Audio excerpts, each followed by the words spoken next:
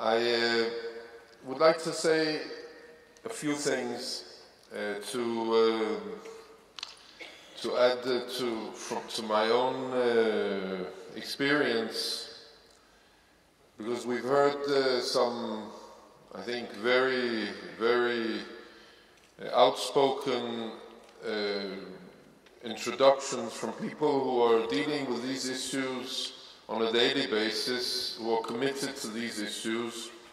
And I would like to go over in the few minutes we have left, both to address myself and also to hear from our speakers, not only a description of how they see things, but what can we do about them. And I want to give you three small pictures from my own experience. I came early this morning back from someplace in Europe, from one of the most interesting conferences I've arranged, with people, if you knew who I was sitting with, I'm not sure I would be here in this room, with the more and the most extreme of the Islamic world, of the Arab world, who came together with an important group of Israeli rabbis to try to sit together to see if we can find a new language together and find some solutions for peace here in the Holy Land and around the world. The people who were sitting around the table, most of them are people who have never met an Israeli in their life before. Some of them would swear until a very short time ago that if they met an Israeli, it would be in order to kill them. And now, with all the hatred, they were sitting around the table talking things, some of them outrageous, difficult,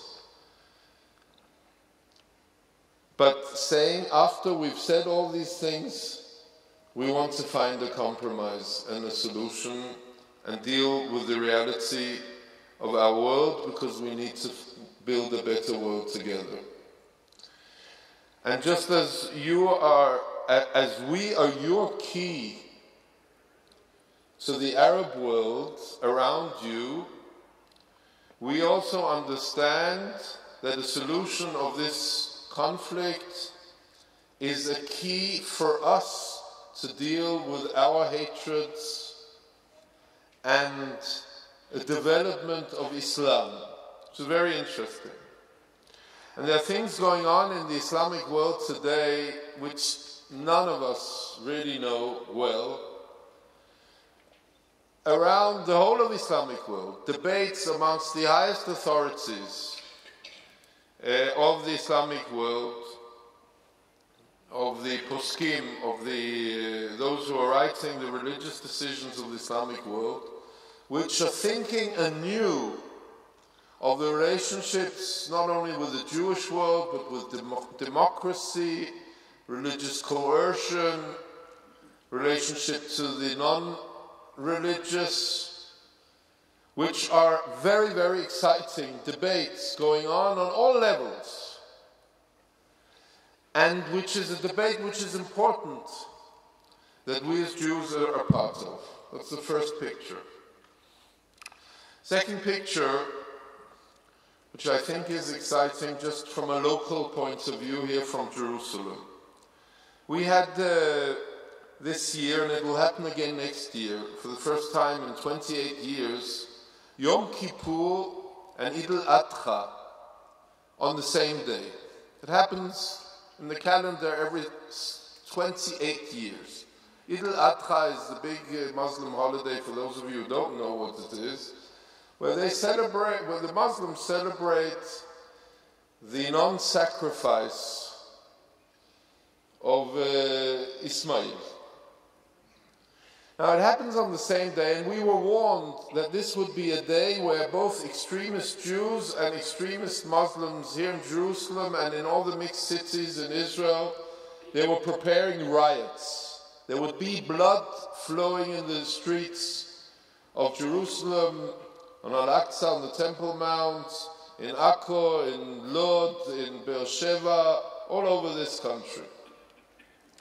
And we have a network of working together with Jewish and Muslim leaders all over the country. We called together 6 weeks before Eid al-Adha and Yom Kippur, and we started working together. We said it can't be that the holiest day in our calendar, and the important Muslim holiday, that turns into bloodshed. Can't be. And everybody did what they had to do. The chief rabbinate gave out declarations. The Ministry of Education, Israeli Ministry of Education, started educating children what is Eid al-Adha. And that if Muslims go and visit each other on that day, it's not in order to insult Jews who don't drive so much on that day as they usually drive on some Jewish holidays. And the Muslims, the ulama, the Palestinian ulama, led by somebody, Sheikh Sabri, who is not peace now. He is, they gave out, the 50 leading Islamic authorities, the Palestinian ulama, gave out a declaration which hasn't been done since the days of the Rambam, of Maimonides. Gave out a declaration which was read in all the mosques and in all the Arab newspapers, saying that it's an holy obligation for all Muslims to respect the Jewish Yom Kippur. The result of this was that for the 3-4 days of celebration of Eid al-Adha and Yom Kippur, there was not, these were just after the war in Gaza and we have had a difficult time here in Jerusalem and many places. Not one Molotov cocktail, not one stone, not the police. We were in contact with the police all the time. Nothing. The religious authorities here proved that the religion has an effect on people when you give out the right message. And I said, if we can do this on Eid al-Adha and on Yom Kippur, and we can have these days without bloodshed, why can't we do this the whole year?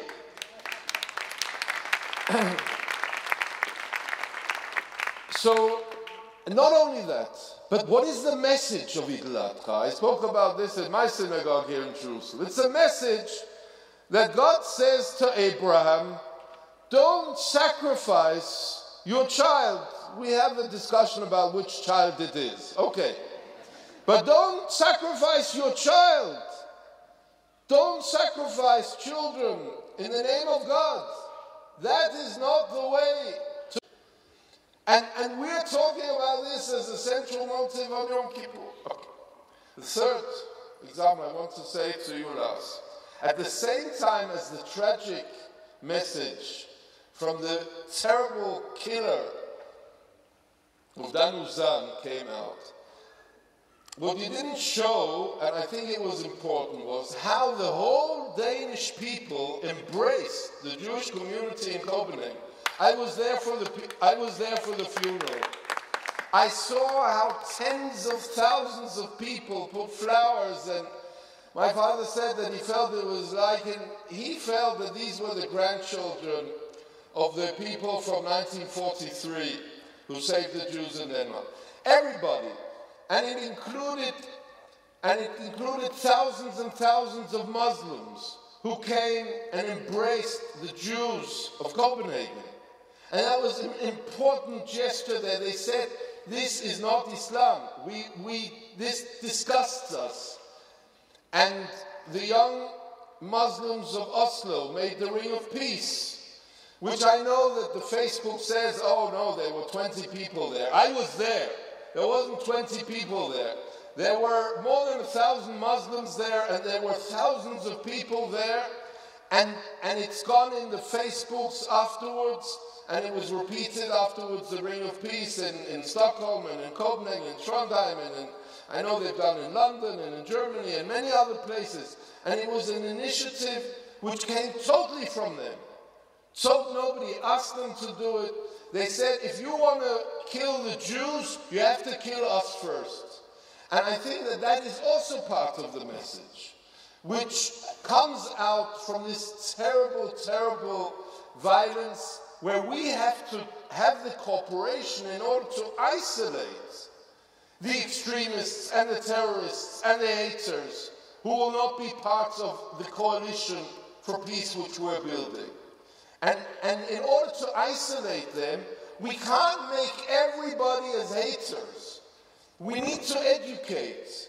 If we turn everybody into anti-Semites and tell that everybody is, then we're not going to go anywhere. It's true, we know the deep anti-Semitism, which is where people are taught, also inside the Muslim community. We know that, that's a fact. But in order to deal with it, instead of just condemning it, we have to embrace and work together and build a world together, and then we can isolate the terrorists and the haters and build a better world together. And I think that is crucial, to isolate those who will never, the ISISes and those who really corrupt all of true religion. So this has to be the purpose. If you really want to combat terrorism, you can't make everybody your enemy, but you need to work together in order to build coalitions, broad coalitions in the communities like many of you have been doing for a long time, and I know that this is the purpose. So I just wanted to add this to your beautiful introductions, and I come very inspired from meeting some very difficult characters, but very interesting and promising things which I hope that we can do here in the Middle East, which might also make your work easier in Europe, because we're all connected together in the world of today and the technology of today. Everything affects everything else, and we need to go forward here in the Middle East, also for you to be able to go forward in your work in Europe. Now let me now go back. Does this work? Yes. Let me ask you, what can we do? What can we do more than we're doing today in order to create those coalitions which will build better societies in Europe today? Please, any one of you, take the mic and... Doesn't it work? Does it work? The translation doesn't work for Imam Hasan. Please have It's not the translation. It's the microphone. Okay, now it works. Thank you. Can I start? Yes, please. Well, to go to your the last question, I think that what we need to, and what we propose, is to create an international interdisciplinary network that, as we are doing now, allows us to make, to share and to make some confrontation on practical issues at the methodological level, and to see how we can respond, and we can find probably sharing best practices. But just to give to the point, may I just, if I may say, discuss some of your 3 points, with due respect to your wisdom and the wisdom of your tradition. But if I may say, at least what we do in Italy, and what I suggest to do at the European level, is to be careful not to confuse the agendas. There is a security agenda where we have some troublemakers that pretend to be Muslim and that use Islam to justify their ideological, apologetic viewpoints and recruit or increase anti-Semitism among the many different evil actions they try to perpetrate. With these kind of persons, I understand you, as you mentioned me when we last met here in Jerusalem 1 year ago, you have this focus also on trying to educate and not to isolate the bad guys. But if I may say, the consequence of such a situation is that in somehow, with good intentions, the risk is that you are giving legitimacy to an interlocutor that pretends to represent a religion and a community, while Islam and the Muslim community, at least in Italy or in Europe or worldwide, according to me, cannot be represented by these hate speech ideological leaders. So this is a very concrete situation that where we have to be careful. If we are looking for security as a goal, then of course there will be a certain type of discussion, and if I may say, probably the dignity of your rabbinical teachings and your tradition is probably in somehow too high to have a dialogue with such persons. While on the other side, if we have to work on concrete actions, rabbis and Muslim leaders can focus on the true dimension of spirituality and doctrine in order to prevent anti-Semitism, but also prevent the abuse of religion by persons who are not consistent with this dimension of faith. Just one comment. The point is that the people who become part of this coalition, they don't speak the hate speech anymore. That's the whole idea. But by excluding any kind of dialogue in the first place with anybody who might have any connection with anybody else, then you never start. You can never turn things around. The people who are part of a coalition, they speak they speak, they teach, they preach a different language. The hate speech is out. Not acceptable. No kind of hate speech. No kind of intolerance. Can't be accepted. We totally agree. Question is, how do we get there? If I can give some practical suggestions. Again, talk about some of the good work going on in Britain and ways of extending that. I think we need more engagement on these issues from many different levels and in many different ways. So, for example, the arts and culture is a huge way, of course. I mean, I really enjoyed the Israeli Arab singer yesterday. First time I've heard Hallelujah in Arabic, right? Amazing. And that's a big hit in Britain. We have something in Britain been running for 10, 15 years called Muju, the Muslim Jewish theatre company. Some of you may have heard of that. I've seen all of their production. It's brilliant. It's a small group, 8 or 10 young actors and actresses, half Muslim, half Jewish, and they do a range of different plays, including looking at some of these difficult issues. And there are a number of Jewish-Muslim dialogue groups and things around the country. In business, we have Muslim and Jewish businessmen actually do a lot of work together, including philanthropic work.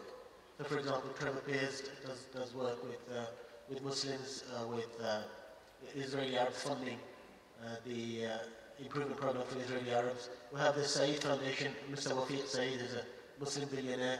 The Saeed Foundation gives scholarships to only Arabs and Israelis to come to Britain and study in the top universities there. The reason I found that out was, I think a young man of Pakistani or Indian origin or something wrote to me wanting a scholarship for Cambridge University. He's got a place to do a PhD, but no money. I said, try the Saeed Foundation. And he came back very disappointed, saying they only give scholarships to Arabs and Israelis, which had a positive side to it, of course. But there is also challenging the narrative and theologically, the ideology. We've heard a lot about ideology. Unfortunately, some of the ideology in Denmark, Hizb ut-Tahrir was set up in Denmark by the co-founder of my organization, William, when he used to be a radical or an extremist as well. He was one of the leaders of Hizb ut-Tahrir. And from Britain, helped set it up in Denmark, in Pakistan, and other places. And unfortunately, we're seeing some of that nonsense as a result. But we have been challenging the ideology. The reason I heard Rabbi Melchior's name a lot over the last 3 years was I got involved with scriptural reasoning for the last 10 years, which is where Jews, Muslims, and Christians study their own scripture and each other's together. And we had one such session, And the rabbi in Britain, Nathan Levy, he suggested, why don't we do that in Jerusalem itself? You know, the place to study the Abrahamic scriptures together. So we have been fundraising for a trip, you know, which would be deep theological engagement, to do that in Jerusalem. We didn't get the funding to get to Jerusalem yet. We're hoping to do that within the next year or so. But we managed to get to the Jerusalem Chamber at Westminster Abbey. The Westminster Abbey in London offered that. It's got the name of Jerusalem, and it's a historic chamber, of course. It's where the King James Version of the Bible was finalized. And we had a very deep, 2 years ago, we had 30 people, 10 Imams, 10 rabbis, 10 priests, gathering together in Westminster Abbey to discuss our spiritual texts about Jerusalem. And they're quite difficult, some of the passages, because we all have these apocalyptic prophecies and things, and Armageddon, and all kinds of visions for the future of the world. And of course, Jerusalem is at the center of the political issues, or it's one of the main issues, the status of Jerusalem. So as part of those activities, you know, I think we need to get the culture and arts world, we need to get the clerics and theologians, we need to get the business people, we need to get the youth workers, and slowly that is happening. Unfortunately, sometimes it seems to me that Jewish communities have to work harder simply because of numbers. In Britain, the ratio of Muslims to Jews is 10 to 1. So it's harder, you know, for the Jewish communities to reach out to their Muslim neighbors. In the world, it's something like 100 to 1, of course, the ratio of Muslims to Jews in the world. But as I said, I've seen a lot of good work over the last 5 years or so, and I hope to continue the working groups tomorrow as to how we, you know, practically tackle some of these very difficult issues.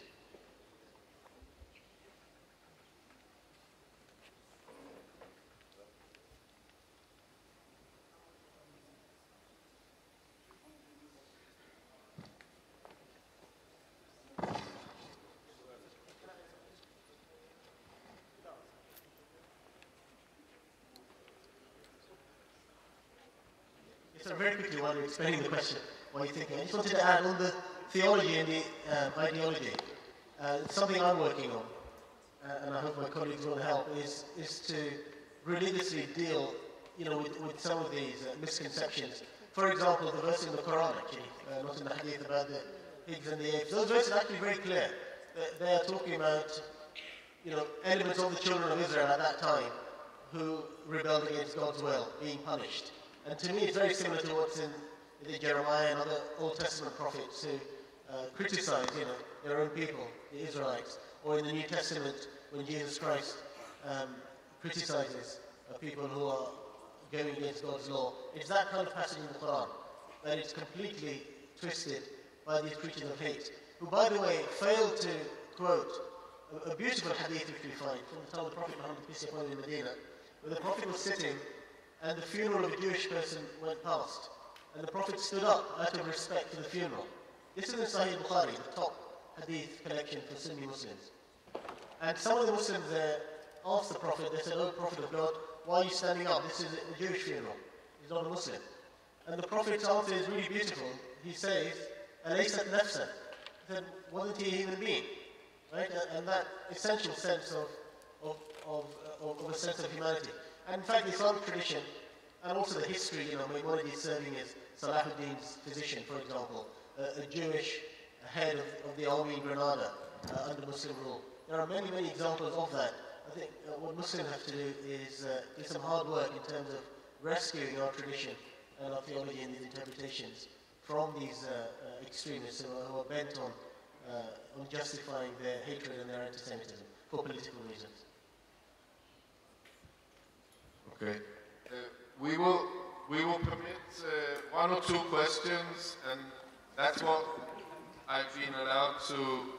The time limit is to 5:30, so that's what we have time for. I'll be very brief. I am Municipality, European Jewish Congress. I represent 38 Jewish communities in Europe.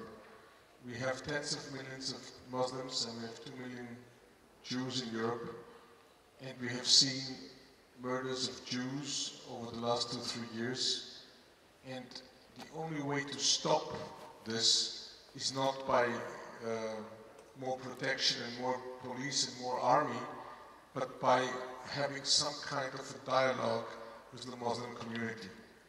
And many of my presidents of the Jewish communities tell me, we don't have somebody to speak to.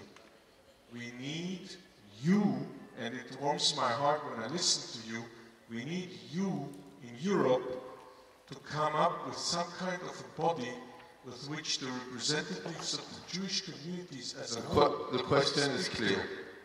The question is very clear. We take one more question and then we take the answers, because otherwise they will fire me from the Foreign Ministry, and I've already been fired once as Deputy Minister of Foreign Affairs. Assalamu alaikum. Shalom. My name is Jose Carp, and I'm president of the Jewish community of Lisbon. My question is, how does one criticize and comment the atrocities of extremist, radical Muslims without touching or hurting your own moderate communities? We're always treading a very fine line. Excellent question. Thank you. I'm sorry. I apologize to the others who want to ask probably excellent questions. I ask the panelists to relate to the two questions we got.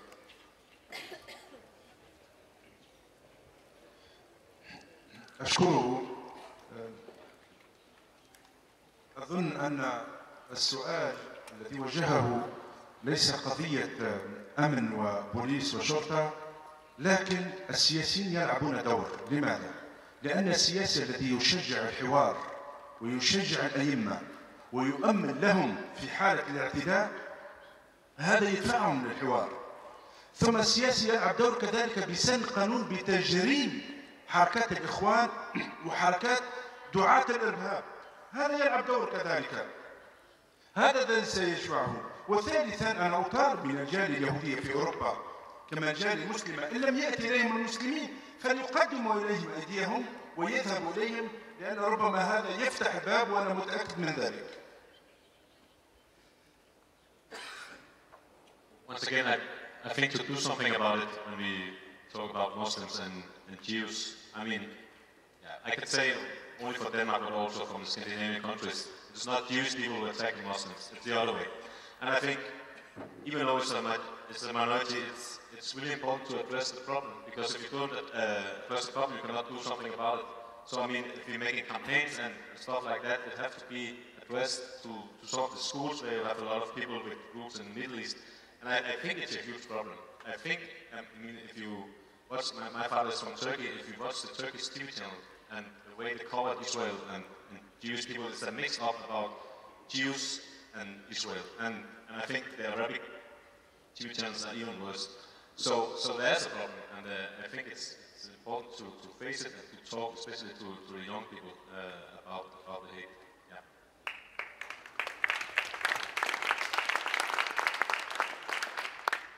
Yes, as one of the Muslim who has been constantly invited by the European institutions in these last years by the President, I think I was in direct contact with the European Jewish Congress, with President Moshe Cantor.